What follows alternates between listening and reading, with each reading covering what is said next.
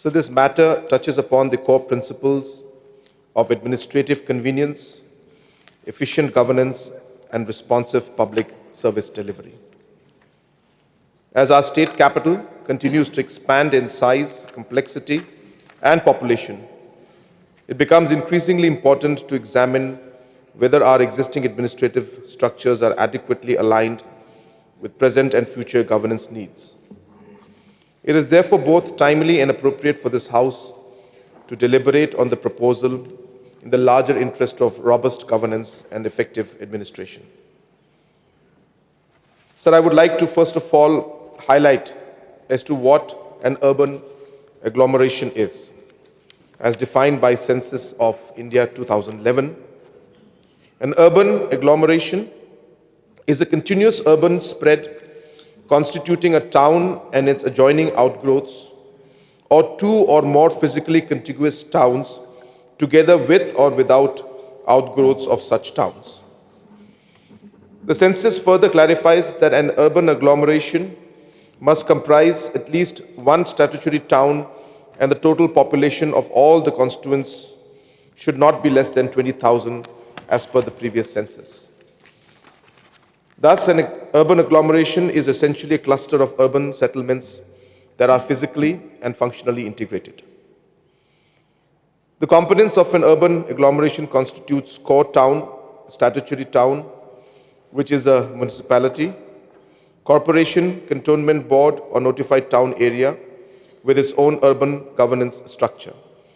It serves as the nucleus around which urban expansion occurs.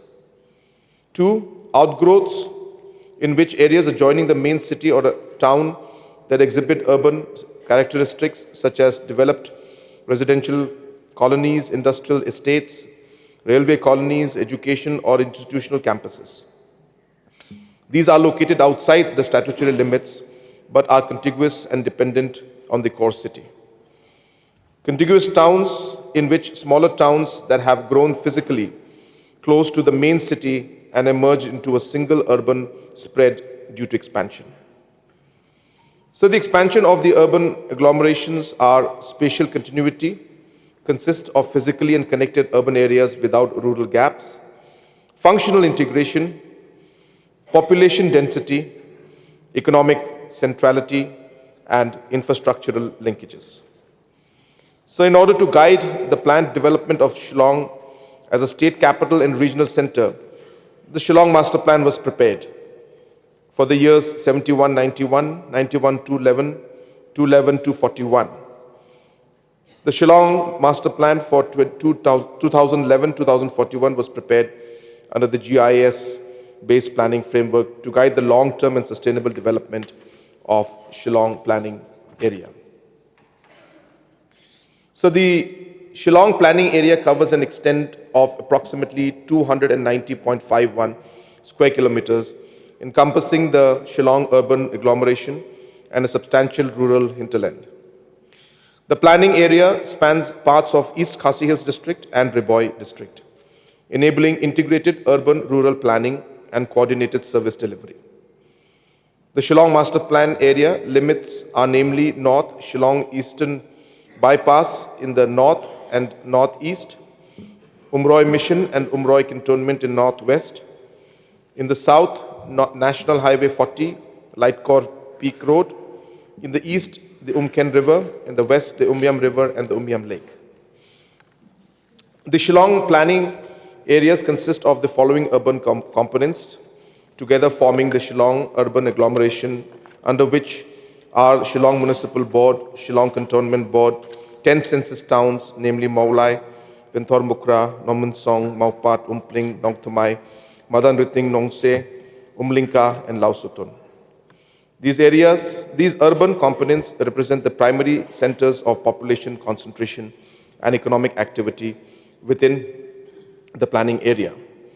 Village components, in addition to the urban areas, the planning areas include 54 villages, of which 42 villages fall within East Khasi Hills and 12 villages under Riboy.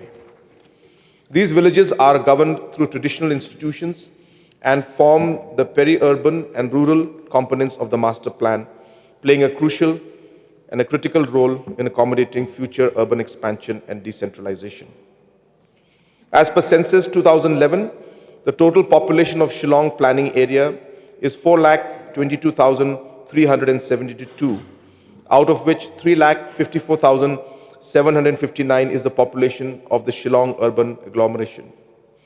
The population is distributed across the urban and rural components, which is number 1, the Shillong Municipal Board, 1,43,229, Shillong Cantonment Board, 11,930, the census towns, 1,99,600, forming a significant share of the remaining urban population.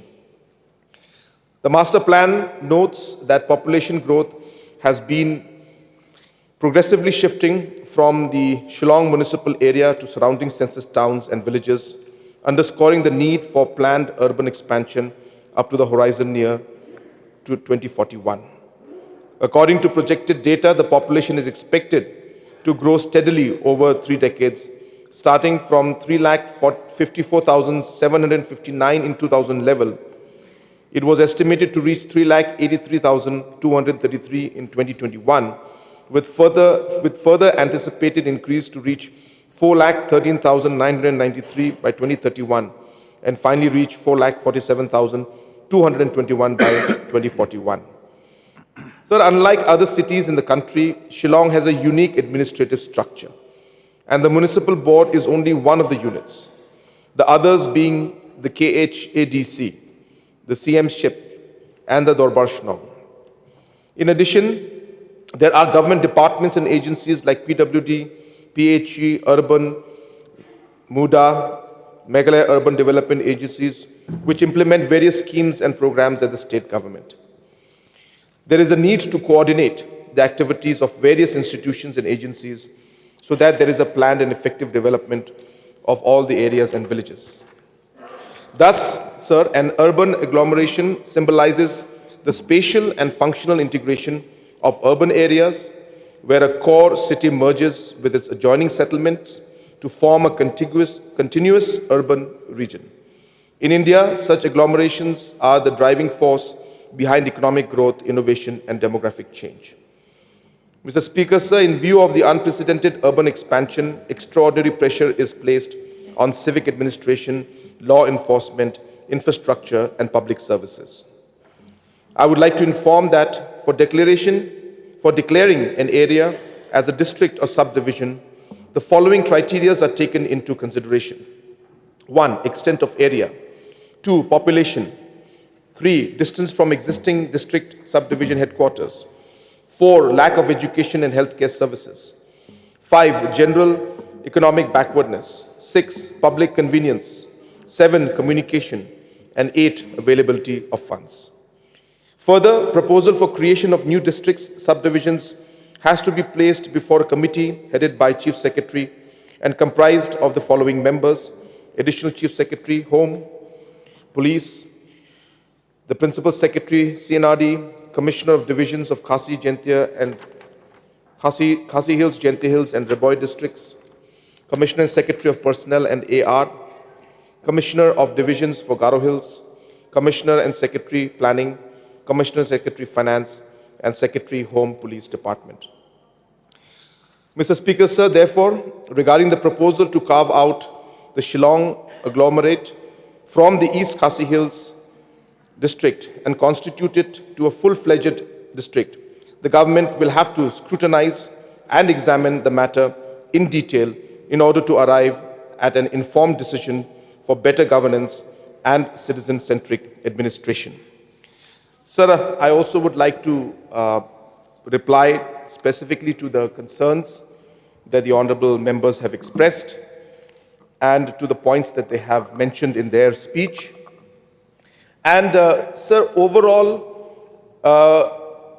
the reorganization of districts and the overall restructuring of administration has been a continuous exercise that we have followed. And I would put it on record in this House that the concept and the idea that has been floated through this short discussion, as correctly mentioned by our honorable member from Nong Tumai, has been discussed multiple times in this House as well as in the government also. We have discussed this and looking at how we could do it. And that's why in the police department, the police commissionerate proposal also was actively pursued, and Honorable Deputy Chief Minister in charge, Home, has been examining this aspect, and we are very actively pursuing it, is what I can say.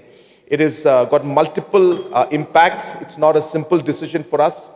It has got decision because it affects the overall functioning of police, as well as the overall functioning of the East Khasi Hills district as a whole.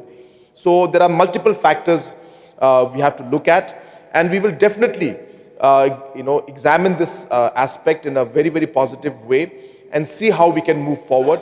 East Khasi Hills is the largest district in the state, and West Garo Hills is the second largest in terms of geographical area and population. And hence, there are obviously needs sometimes to see on how we can improve the overall administration. And Shillong being the capital, it is an area which we have been actively discussing and engaging. But as I said, sir, at this point in time, it would require further scrutiny and further examination, and we are actively pursuing that. And let me assure the House and the members that we will definitely examine this matter in the most positive manner and see how we can ensure that keeping the financial impact, also keeping in mind the overall impact in terms of administration and service delivery to the people can be maximized. All of these points will be discussed. And sir, I must thank the honorable member who has moved, and he has presented facts and figures as mentioned. Of course, he mentioned that he doesn't believe in shouting out thing. But sir, he has his share of shouting before, so when he was in KSU. So I think that is the time when that thing was he had done that part, and in the NGO. So he has been through that. But I must appreciate, sir, the way he has presented the case today. It really has put the facts in front, as he correctly said. He has argued it very well, and I must also thank both the members who have done the same. It was something that put a real good perspective on why this particular step is required. And as mentioned, sir, we have been discussing this multiple times. But to conclude, sir, the decision is very, very complicated, and we have to take many factors into mind. But looking at the overall expansion of Shillong city, and especially keeping in mind the new knowledge city and the new administrative city coming up, all of these considerations need to be looked into, sir. So I will leave it with that, sir, because as I said, this decision is not very simple. But definitely I can assure the House and the members that we will actively examine this matter. We will discuss with the MLAs, we will call them for discussion and see how we could move this forward, sir. So with these explanations, and once again thanking the honorable members for their contribution and their suggestions, sir, I resume my seat. Thank you, sir. Oy Sengbo, chaani ko apsan tochi jo tai na skang Sengbo. Yan nang ni BNB mangna aruan sing ni samtang na namja. Anda kapat ko chaani chi dengtang sabis ko manama. Yanda kapat horang ko basa ko ba di jakal na paltaya, soegala aru nala rango pakegala. Di ba daude? Ruko ya repurpose use cooking oil ni skimo ya toko biodiesel tari nagta jakalgen. Unigaman Sengbo, antang ni BNB mang aru nang ni samtang ko name rakibo.